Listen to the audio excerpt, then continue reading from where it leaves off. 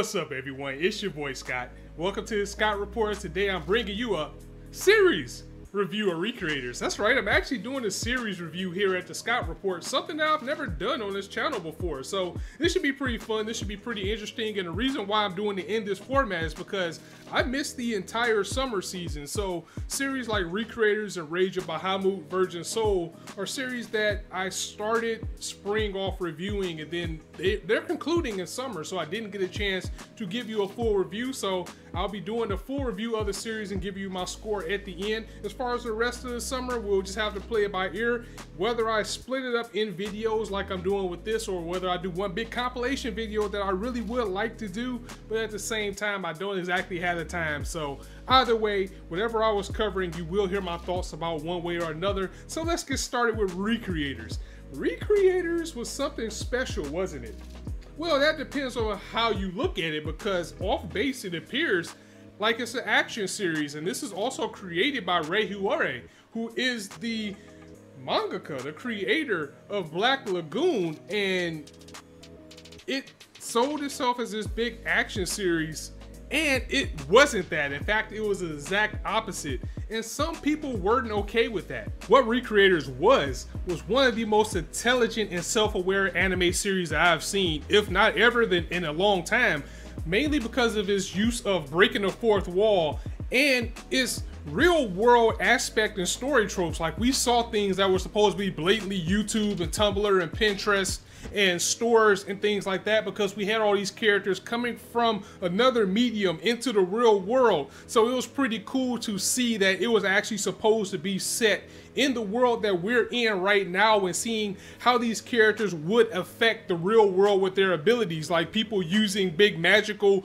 girl splashes that usually wouldn't do anything in their world, but if you shot a pretty Sailor Moon beam in this world, it was gonna tear some things up. So it was good to see that the series was aware of that. It knew what it wanted to be, and it wanted to have a fresh and different take on things, right down to the final battle, which was basically a whole bunch of mangakas getting together to try to stop a creation that was so broken that it literally did feel like the writers painted themselves in a corner trying to defeat a villain, like any other cookie cutter by the numbers shonen series, like, I don't know, Bleach or Naruto. That's what we faced with Altair at the end, where she was just so powerful that no matter what they did, it didn't seem like they were going to beat her without it being some bullshit. And if they did defeat her, it wasn't going to come out right.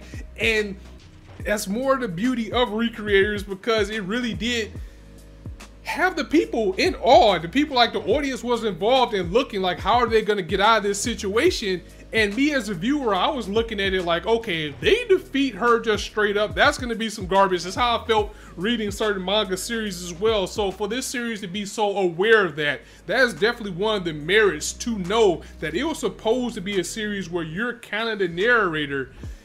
Now, it wasn't without some pain points, because some of the things that was disappointing about the series, and that ties back to what I'm saying, is Soda as a main character. Because yes, there are many times when a series has a person who is just the narrator of the series, or somebody who is just a bystander. This guy was literally that. He was really just there to observe what was going on, and he had one big secret that was the end of the entire series, and I get that.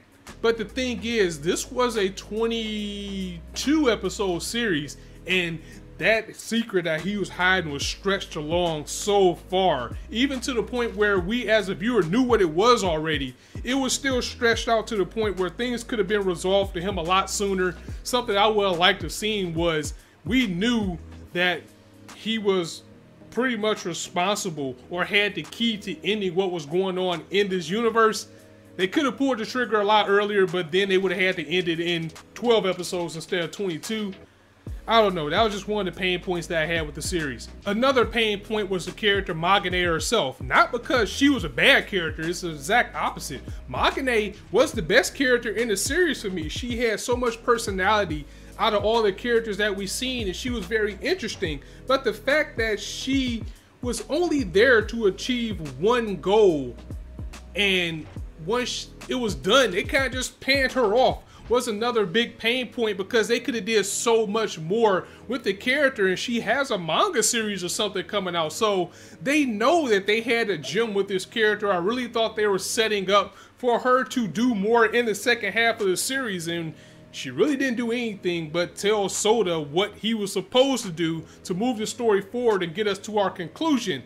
Another thing that I can see why it would turn people off about this series is the pacing, because it was a very slow burn. I mean, more than usual. More than a few episodes were really just dedicated to explaining everything that was going on, and I can see how people probably would gloss their eyes over, especially looking at this series at a face value, just expecting battle, not expecting to come in to see how this world is being affected by these creations coming over and being explained in very good detail about how it's destroying things. Now, me personally, I wouldn't exactly say it was a pain point. I like the exposition. I like how everything was explained in the series.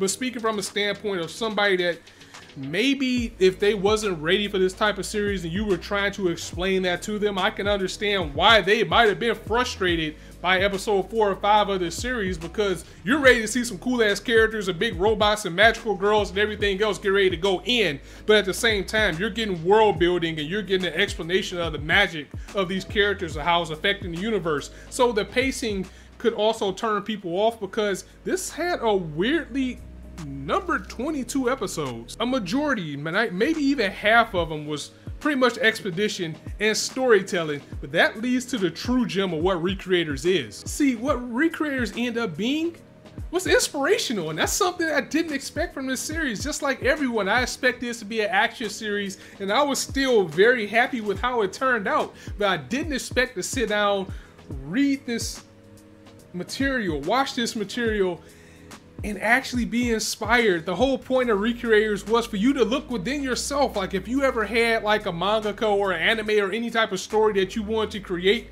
is to have you to go out there and try it and see what would happen, see how the world would be receptive to it. And we've seen that so many times with the creators themselves, especially with Soda, especially with Shimazaki, which could end up being the bad side of it, and how she reacted to it and how it affected her with the feedback that she was getting, which ultimately led to, you know, her demise.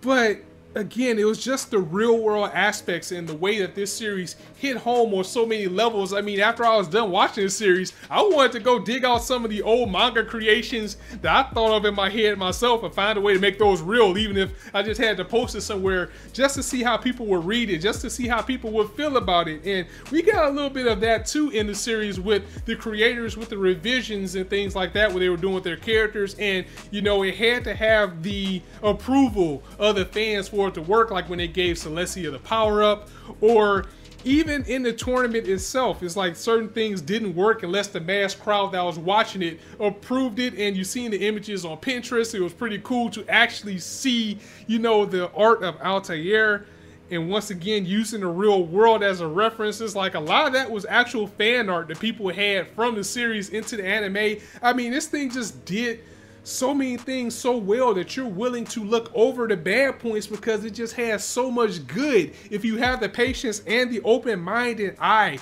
to actually see the series as what it's for, which was something unique and something different. And that's where Recreators really shines through. The ending is also going to be based off of your interpretation, because the way it ended, especially between the last 2 episodes, I can see how people could end up being disappointed because they straight up went on some Care Bear stare shit. I mean, that's how you decide to defeat the last villain.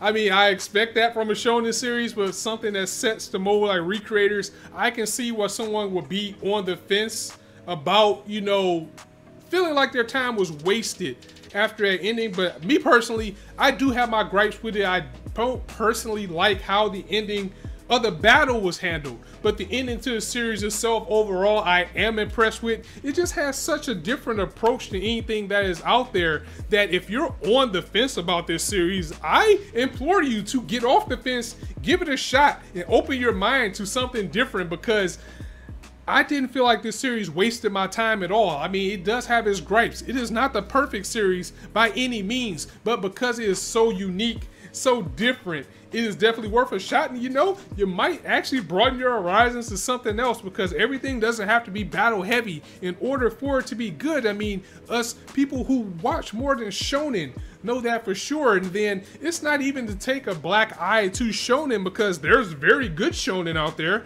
like Nanatsu no Taizai, there's Boku no Hero. You know, there's things out there that are so far from the shonen trope. And Recreators, what it did was just break the fourth wall on all of these series with the characters that we had and the characters that we were introduced to, and just put it into a different setting. And once again, that is the magic of Recreators. But one thing that shines over everything was the music. Oh my God, whenever Hiroki Sawano is on any series at all, you know the soundtrack is going to be straight fire, especially when he has his people behind him. And I'm probably going to butcher their names. I probably butchered his name. I know it's Sawano. I think it's Hiroyuki Sawano. But you know, you have Jime and is it Tellier? I know I probably butchered that. But you know, the two girls that sing the opening song, they also did, you know, Sarah for the End. Just some of the pieces of music that this series had all together from both of the openings, which I absolutely love. And I swear, I listen to the first opening almost every day. That second opening grew on me, and after a while, I began to even question which of the two was better, because this guy's like the Hans Zimmer of anime music. Whenever he is on the track, you're gonna get that pulse pounding action. You're gonna get that music that just gets you hyped and excited, and the vocals are always gonna hit you on the right spots. I can go on all day about the music. If I just had to go off the music alone, it gets a 10 out of 10. But man, they know how to send the goosebumps up your body. Just I absolutely love the music in the series, especially, you know, the little insert song they had whenever there was a big battle from the openings. Now the endings I was kind of on the fence with. I didn't like the ending themes as much as the openings, but every piece music in this series was pure gold. As a matter of fact, I have the soundtrack, and I do not regret getting that at all. So in conclusion, what do I give Recreators as a series? Well, I will give Recreators an 8 out of 10. That is how much I enjoyed this series. It is not perfect by any means, but it is very enjoyable. It is something different. It is something that I feel that if you watch it and you give it enough time, if you open your mind to it and be ready to see a series that is very realistic with a fantasy type of backdrop, then your time would not be wasted. The things that hold it back is the reason why it gets an 8 instead of a 9, because again, it does have pacing issues depending on your view of anime or what you're looking for. Like, if you are not the type of person that likes exposition, if you're not the type of person that likes extreme world building, detailed explanations, and story, and you were just waiting to see everybody go in and fight, this series isn't going to be for you. But if that's what you like, then you're gonna thoroughly enjoy it. If you're on the other side of that spectrum, then you're gonna kind of gloss your eyes over it and maybe not get as much out of it as everybody else did. But me personally, again, I give it a solid 8 out of 10. I'm very glad I covered it, and I apologize that I couldn't cover it in full, which is why this video is so long, because I just wanted to get my thoughts on the series overall. So I'm gonna go ahead and get up out of here, guys. Be on the lookout for the other things that I was watching during the season, such as Boku no Hero Academia, Shingeki no Bahamut, Virgin Soul, Made in Abyss, Kakegurui, Fate Apocrypha,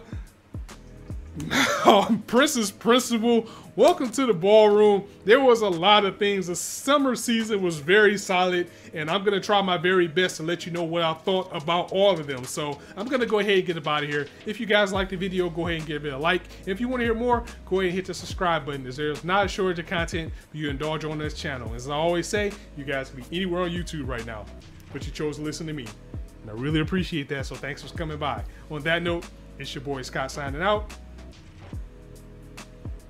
See you soon.